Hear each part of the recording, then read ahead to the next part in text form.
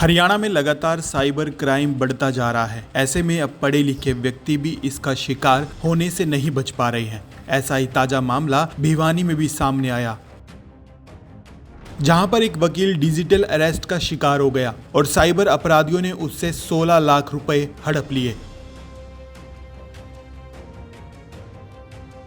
बताया जा रहा है कि इस दौरान उन्होंने अंधेरी पुलिस स्टेशन का अधिकारी बताकर मनी लॉन्ड्रिंग का भय दिखाकर भिवानी के एडवोकेट मामचंद शर्मा को डिजिटल अरेस्ट करके उसके खातों से 3 अलग अलग खातों में 16 लाख रुपए ट्रांसफर करवाए।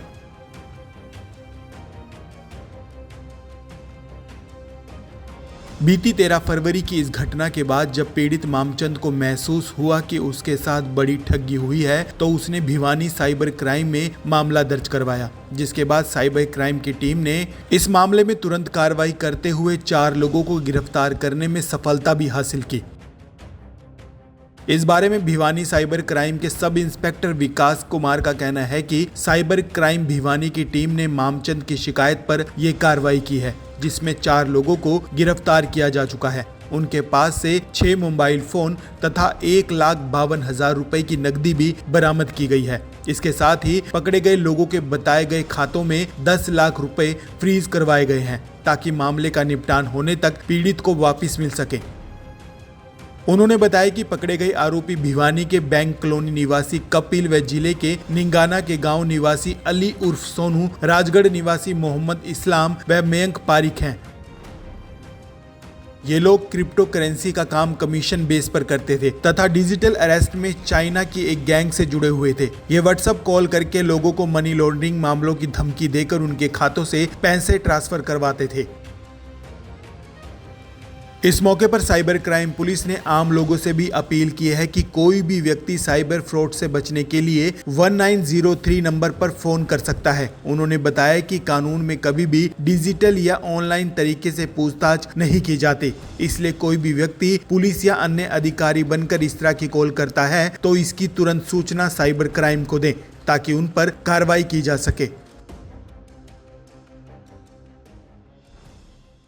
ये दिनांक 13 फरवरी 2025 को हमारे पास डॉक्टर मामचंद शर्मा, जो कि पेशे से एक एडवोकेट हैं, इनकी एक कंप्लेंट आई थी और इन्होंने बताया कि कुछ लोगों ने ऑनलाइन माध्यम से इनके पास व्हाट्सएप कॉल आई और व्हाट्सएप कॉल पे आने के बाद उन्होंने अपने आप को अंधेरी पुलिस स्टेशन का अधिकारी बताते हुए और इनके खिलाफ मनी लॉन्ड्रिंग का मुकदमा दर्ज बताया, जिससे ये थोड़ा पैनिक कर गए और पैनिक करने के बाद उन्होंने इसको डिजिटल तौर पर अरेस्ट करके और इनको अपने घर पे एक तरह से कैमरे के सामने इनको कैद कर लिया और जो भी एक्टिविटी ये कर रहे थे वो उनकी परमिशन से इनको करने की इजाज़त दी गई। और इसी इसी संज्ञान में आगे इन्होंने इसको और प्रेशर करते हुए और इनसे 3 दिन में टोटल 16 लाख रुपए की इन्होंने ट्रांजैक्शन अलग अलग खातों में करवा ली। इसके बाद ये हमारे पास आए, हमने शिकायत पर इसमें तुरंत कार्रवाई करते हुए और इनका केस दर्ज किया और केस दर्ज करने के बाद हमने जो मनी ट्रेल पे काम करते हुए इसमें एक आरोपी कपिल सन ऑफ लीलू राम निवासी बैंक कॉलोनी भिवानी, जो फ्रॉड के पैसे कपिल के अकाउंट में एक अकाउंट से होते हुए चैन के माध्यम से आए थे, हमने कपिल को गिरफ्तार किया।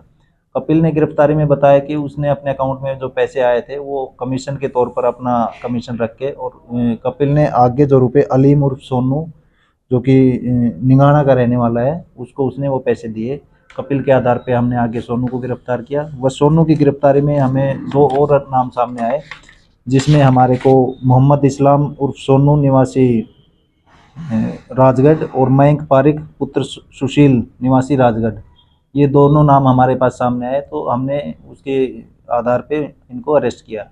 अरेस्ट करके हमने इनको माननीय कोर्ट से 2 दिन के रिमांड पे लिया और रिमांड के दौरान हमने इनसे कुल 6 मोबाइल फ़ोन और 1,52,000 रुपये हमने इनसे रिकवर किए हैं।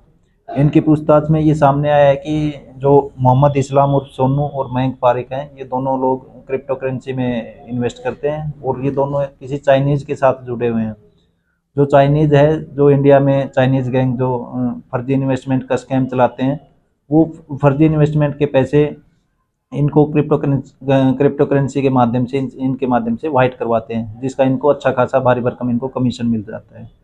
तो इस तरह से हमने इसमें अब तक इतने लोगों को अरेस्ट किया है। इसके अलावा हमने इसमें कुल 10 लाख रुपए अलग अलग बैंक खातों में इसमें शिकायतकर्ता के हमने होल्ड कराए हैं।